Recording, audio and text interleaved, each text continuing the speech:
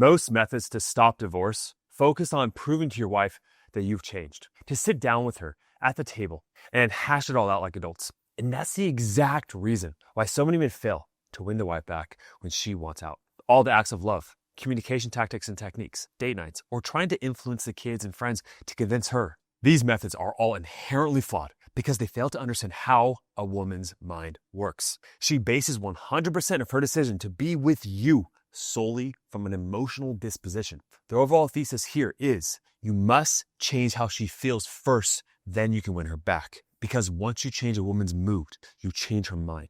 So in the next few minutes, I'm going to show you a proven way on how to do that based on 11 years of experience and thousands of examples. You'll discover why logic and most other methods are failing, the 5 stages you go through to winning her back, and then the 5 apex actions you must take to shift how she feels toward you. This will all culminate to help you develop a new sense of self that is more confident and, honestly, the best self you've ever been. This is the framework on how to do that. That's the goal for today's video. Because if you can create that new self, it doesn't matter what words you say or what you do, it'll always come through as high value to her. So let's jump into the first principle, why logic always fails. Now, there are 2 main killers of attraction. Let me tell you something that you must understand.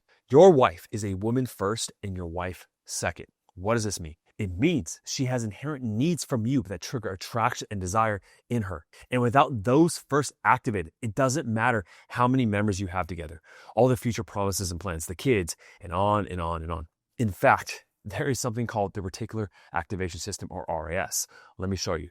I want you to think of your RAS as this filtering system. The beauty of humanity is that we all have such different perspectives on all these different neutral events that happen. And these are all colored by the emotions that we have, or our RAS system. And when it comes down to it, this primitive system is always scanning in your environment for things that are threatening to you, that make you not feel safe, and things that are adding to your survival or make you feel safe and add to life, that are valuable inherently. I cannot emphasize how important this is, because once you change your perception to the correct perception of this whole event with your wife, the way you view yourself, your wife, your marriage, everything else will change. Or as Wayne Dyer says, if you change the way you look at things, the things you look at change. So as an external event in reality, your wife says, I'm pulling away, or I'm moving out, or I want a divorce, or I'm no longer in love with you. Whatever, that happened, okay? It's really hard for you to not see that through a lens of fear, doubt, and insecurity. I get that. You feel anxious because you're losing something in your mind. However, let me show you what happened when you did that. So you take this external event that your wife started to pull away.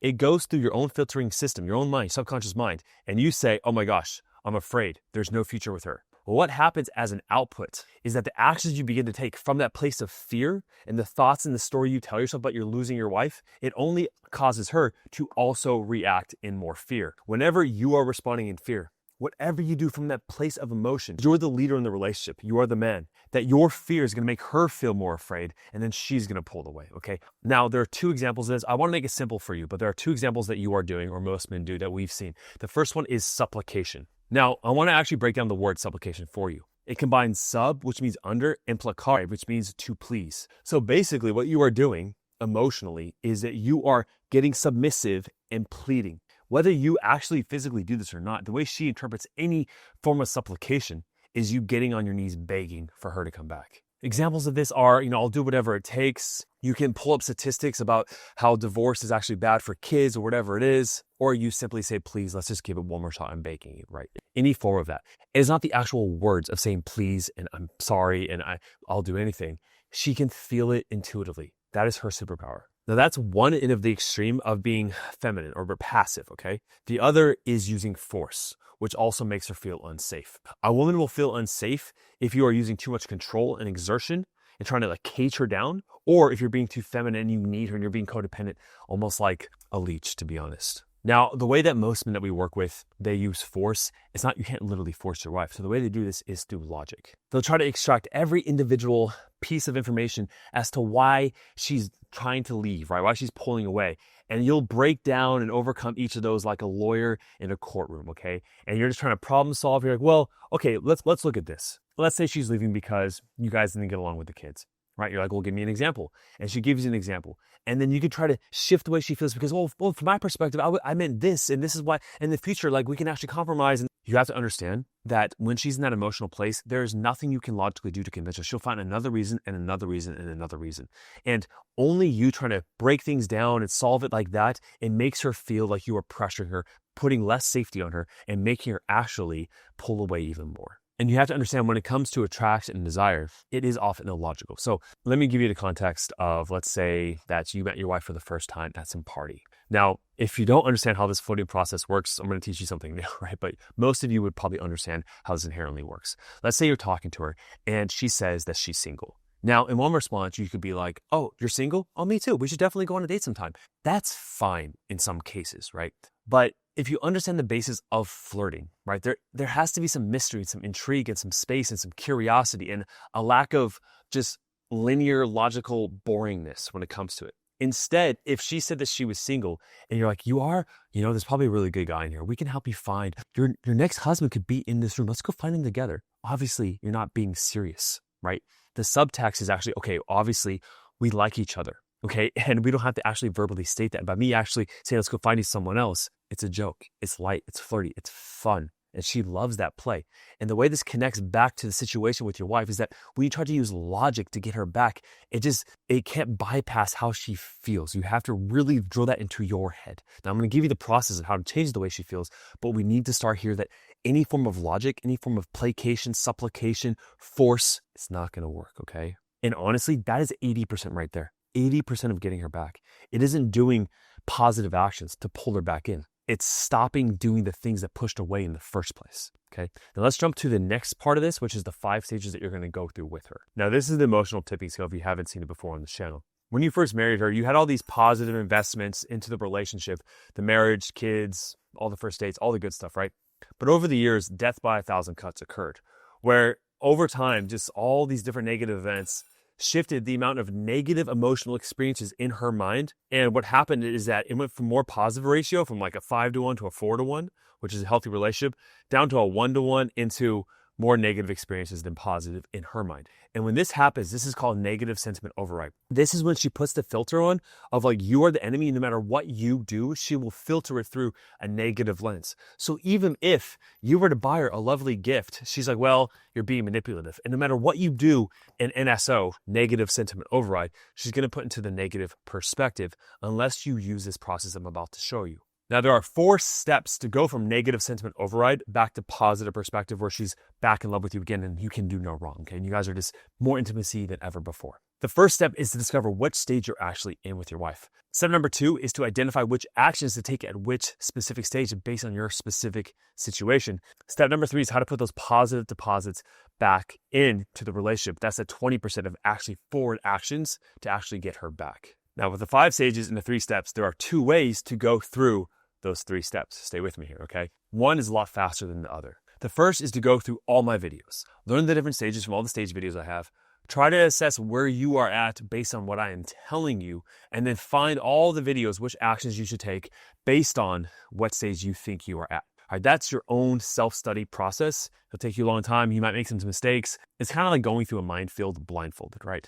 Now, the second faster way that's going to guarantee you don't make as many mistakes is to set up a free call with our marriage evaluation team. On that discovery call, we're going to assess where you are at with your marriage. We will know immediately what stage you are at, what actions you need to take, and which actions to stop doing to make things worse, okay? And you get the full support of our program from our coaches. Now, if you want that opportunity to get that free call, click down below on the link. Just make sure you are fully committed and ready to do something differently. Okay, now that you understand how using supplication, being a nice guy, and using logic has been a form of fear and caused her to see you as low value, and you understand that there are predictable 5 stages to go through to go from the negative sentiment in the scale back to the positive perspective, I'm going to actually show you and convince you that you must change who you are, and that simply taking actions from a place of desperation, no matter, even if they're proven right actions, they will never work. And changing who you are, it's a lot simpler than it sounds. Now, I'm only talking about who you are in the context of the relationship with your wife.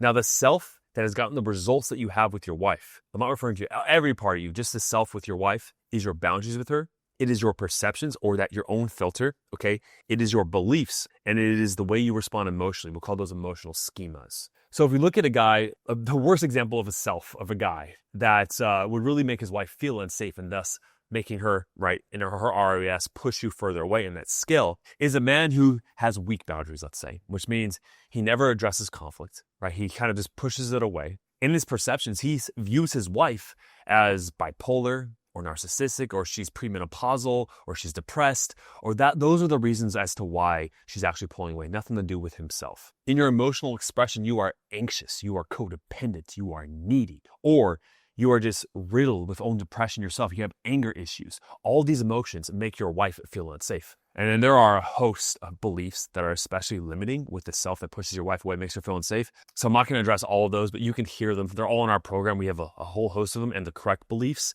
to really switch. But just recognize that oftentimes beliefs that push her away. Actually, I'll give you one right now. So a belief that could push your wife away that a lot of men have is that when their wife criticizes them, is that my wife does this because she's being mean. Or my wife does this because she has trauma. Or my wife does this because whatever it is. Honestly, the worst beliefs you could have is when you attach a should to those thoughts. So thinking to yourself that my wife shouldn't be selfish. My wife should appreciate everything that I've given her. These beliefs that don't accord with what's actually happening cause a lot of friction and a lack of safety and understanding toward your wife. Now, if we look at an example of the other self that would actually make your wife feel safe and increase the positive perspective on the positive scale of things, instead of being weak in your boundaries, you would have assertive boundaries. Not aggressive, but assertive. Instead of seeing your wife as being bipolar, you would understand feminine psychology and that she's in uncertainty and pain due to your lack of certainty in leadership. In your values, you would have more integrity, which means you can identify times in your life when you've said one thing and did another and how that made her feel unsafe. And then we talked about the beliefs, but there are a whole host of beliefs that we instill in our guys, almost like a software update that leads to more safety with their wife and thus her coming back. Now, for this last principle in this video, I'm going to give you 5 apex actions that are based on stemming beliefs that we found have the most impact in changing how the wife feels about the man. This is when she goes from like, I don't trust your changes, they're just temporary, go to the next woman to, wow, you are actually changing and I'm inspired to change myself. That's what we've seen when guys actually take these actions consistently. All right, let's go over the 5 apex actions that are going to get her back. These are the 20% of actions based off he saw the 80% of negative things, but these are the 20% of 5 actions that you're going to have that's going to get her back. So the first one is emotional competence. Now, emotional competence is different than emotional intelligence. Emotional intelligence is simply understanding your emotions. Emotional competence takes it a step further and says, I understand my emotions, I understand her emotions, and I know what actions to take based on this emotional interchange that's going to lead to the results that I want. Now, a limiting belief around emotions is this idea that her certain emotions are negative. I was just having a call today with a guy, and we talked about having 2 sides of this coin when it comes to her emotional expression. It's like the qualities of women that we love, the other side of the coin is the ones that we hate, right? And so an example of that is, and women are, they're held accountable for this too, because like they love an ambitious man, but they don't want a man to work all the time, right? But like for back to us, it's like we want a woman who's happy and joyful and like, vibrant, but yet that happy emotion and expression of emotion on the other side will be equally as like damning and negative when she's feeling negative, right? And so it's like, okay, this is all of her. And that's why if you want to go into parts work, which I won't get into too much, but if you love one part of a woman and you despise another, she feels not accepted, right? She's gonna be like, oh, he doesn't love me for who I am. He needs to love all of me. Obviously, there comes boundaries with that. We talk about boundaries, right? But yeah, there's an element of that for sure. And so that simple reframe is so powerful, right? Because Nick, it's like when she's complaining, you'll hear a lot of guys that are new into the program, like, oh, my wife was like jabbing me last night. She was poisoning me. She was doing this, that, and they'll use the most vicious words for her tests. And then when you reframe it as a test, like, oh, dude, she just needs to connect with you. She needs you to be stable. She needs you to lean in instead of close down. That one perspective shift changes everything. Yeah, exactly right. And not only is she jabbing you, she's actually inviting you to to connect. It's like the opposite. Yeah. Yeah, yeah. And when it comes to this emotional expression, in therapy, we actually call this intellectualizing, where let's say you came to me, you're sharing something traumatic, and you're like, my father, he used to physically hit me. It was on like Tuesdays and Thursdays. He got home at like 6 p.m. He hit me like 5 10 minutes with his belt. It was a brown belt. And you're going through all these like logical things that have happened, but there's like no emotional expression. That's a way to displace and not experience your own emotions. And it's so subtle, but a lot of men do this with their wife, right? She's experiencing something. and you're trying to break it down and be like, well, this, you shouldn't feel this way because of X, Y, and Z. And at the end of the day, no matter how much you try to break down her emotions logically, she's not going to feel hurt. And it's not that you can't use logic in conversation. It's that when she's emotional, you first start with validation, understanding her emotions, why she feels the way she feels, understanding how you feel, having that inner exchange of connection between the two of you, and then you can bring logic into it. But first, you must use the skills of emotional competence to calm her down, to connect with her, and then you guys can share your logical position on everything, okay? And in fact, a lot of guys don't recognize that their default to logic actually stems from them not being able to experience their own emotions or her emotions because they feel uncomfortable. And it's actually a way to just pull her out of that. And I want you to even think to yourself right now, when you are being logical, where does your attention go? It goes into your head. Okay. And when your attention is going into your head, it is not with her in this present moment, and she feels the disconnect from you. However, when you can create that space where you can actually feel her and understand her, reflect those emotions back to her, that's when she feels connected. And then her negative emotions, they dissipate. And then you connect with her even further. All right, the second apex action is extreme ownership. Now, I love this one. There's going to be a resource at the end of this video going over this in depth. But if we look at the examples I gave before, when you look at the perceptions that a lot of guys will have, they'll call their wife narcissistic, bipolar, her therapist, her friends, everything that's influencing her to do what she's doing is not because of you. Now, I want to normalize this for you. This is actually a normal reaction, that when something bad happens to you, it's normal to say, well, this isn't because of me. And the reason we do that is because that makes you feel safe. Because to the ego, to yourself, in order to change, that is threatening. The ego doesn't want to change. However, this is one of the most powerful shifts that you can have. As another example, a lot of guys, they'll say, my wife, she's going through menopause, right? Or that she is depressed and that's why marriage is falling apart. Well, if you took that and you just flipped it on its head and said, well, maybe she's depressed because the vision she had for our marriage and the husband she wanted to be with and the life that she was supposed to live is not happening. I mean, she's right to feel depressed over that.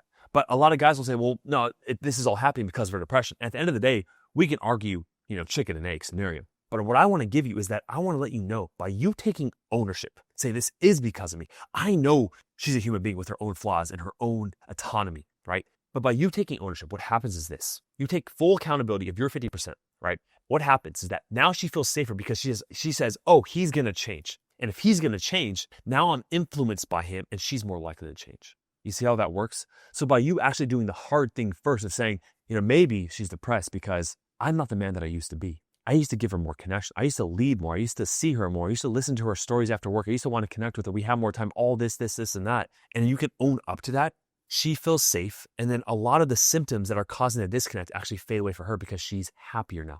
Do you see how that works? And in fact, there are hundreds of beliefs that we have seen that guys have. They're not even aware of how this is actually causing her to feel unsafe. But when you go into our program, when we lay out these based on thousands of examples of patterns, it's almost like giving you a software update where you install these new belief systems, you see how they work in real time with your wife, and there's an immediate feedback loop. And you're like, oh, that new ingrained belief, that is now a part of me. Here's an example. A lot of times a wife will criticize the husband. And we'll hear a new guy in the program saying, my wife was, oh my gosh, she's poisoning me, she's stabbing me, she's whatever. That's how they view her pain. But when it comes to her tests, her criticism, the perception of having her saying, oh, she's attacking me, she's hurting me, she's pressing my buttons, whatever it is, you're the victim in that. Instead, if you can look at her pain and her criticism and say, this is her trying to connect with me. She's doing it through negative emotions, negative, that's how you perceive them, but she's in pain and she's looking for connection. She's looking for me to validate her. Now, instead of you getting defensive and seeing through the lens of fear in your own reticular activation system, you see it through the lens of love of like, oh, I'm going to open myself up to her. I'm actually going to show up. I'm going to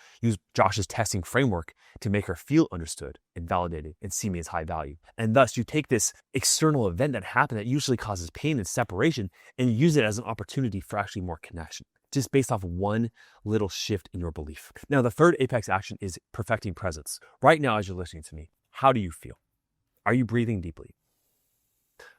Are you relaxed in your shoulders? Are you tense anywhere? Now, probably with me, you're most likely good. However, if I were to be like a fly on the wall or observe you when you're talking to your wife, I put a little heart monitor on you, or you had a whoop and I can see your stress levels because that's what these measure. I'm very confident that your breathing would be more shallow. You'd probably be inward in your nonverbals. You probably wouldn't make eye contact as much when she's upset with you. Your tone of voice would probably be higher pitched or sullen, or you would speak really, really fast. All these subtle nonverbal cues are showing her that you are not centered in who you are as a man. And that centered nature of breathing deeply, of being able to hold presence with her, it creates a container that allows her to experience her own emotions, her own self, and not feel like you're going to become unstable. Because if you're both unstable, there's no safety there. And as the man, it is your duty to be the shore to her ocean, to be able to, when she is upset, whether she's happy or upset, you can look at her in one eye, you can breathe deeply, and you don't go with your head. You don't retreat. You're with her. And when you consistently do that over time, she's going to test you, but she's going to be able to recognize this man isn't going anywhere. He's strong. He's stable. She feels safe. And what happens when you do this is you start to increase the space between your emotions and your reactions. One of the biggest skills a lot of men learn in our program is to not be reactive. What that means is that they are no longer going back into the past to create the same outcome they've had, which I'll talk about more of that in a second, the next habit. But perfecting presence, whether it's through mindfulness meditation, our breathwork classes that we use, a lot of the other tactics and skills we teach, doesn't matter how you do it, but being able that when she is normally emotional and you would usually go back into your own shutting down, running away, intellectualizing, whatever it is, instead, you allow her to experience that and you reflect back to her how she's feeling and you allow her to even say to yourself, you're allowed to feel this. I want more of your emotions. It's one of the most powerful skills that we can teach you to give her the most value that you can, which is worth more than millions and millions of dollars. She wants a man that knows how to be present more than anything else, just period. The fourth apex habit is releasing resentment. Now, a lot of men, they have their own way of, whether it's the Bible has so much wealth of information about forgiveness, but ultimately when you're holding on to resentment, you're not releasing resentment, is you can do all this work. You can take ownership. You can be present with her. You can do the fifth habit, which I'm going to tell you in a second, but you'll start to get her back.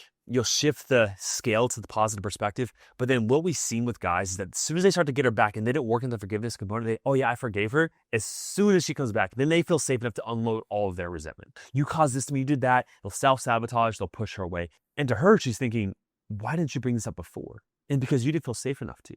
But as a man, you must honor your own emotions. As a man, you must recognize that you have to release resentment. You must create wisdom with this resentment. Wisdom is simply a memory without emotion. Learning to let go of the past means you don't repeat it anymore. Because what happens is that whether you're recognizing, so she knows how to bring up the past, right, a lot because she's more in tune with her emotions. But for you, it'll come out more subtly, okay? And what I've seen with a lot of guys is that they can actually forgive their wife, but what's really harder for them to forgive is themselves. A lot of men, they'll have this new perspective on all how they've been as a husband over the years. And it's great that they can take ownership for how they've hurt their wife, but they start to beat themselves up, right? And the reason why this is so damaging is because you must be able to create a separation between the things that you've done and feeling bad about it. I want you to be able to look back at your relationship saying, wow, I did all these things and that hurt her. And I'm going to change that moving forward because now I'm aware. But to couple that and marry it to the idea that you are a bad person or that you're not good enough, that you should feel shameful, that's the mistake. I know you're an adult, but this is your first time going through life, hopefully, right? And so you're allowed to make mistakes. And so most husbands will go their whole life not learning these things, and they'll pass it on to their kids. Having shame and feeling bad about these things that you've done or didn't do for her, it doesn't do anything productive. Forgive yourself, okay? Now, again, you can have your own process on how to do this yourself, but we also have a process that really helps with this as long as you are actively recognizing this is really important because you can do all this work and then resentment can come in. It can just sabotage everything. Like just a house of cards falling down. You need to have that solid, stable base in your house, that foundation. It's removing corrosive acid out of the foundation. Now, the fifth and final apex habit is loving leadership, okay? Now, I'm going to go over a macro and a micro way to induce leadership into your relationship practically.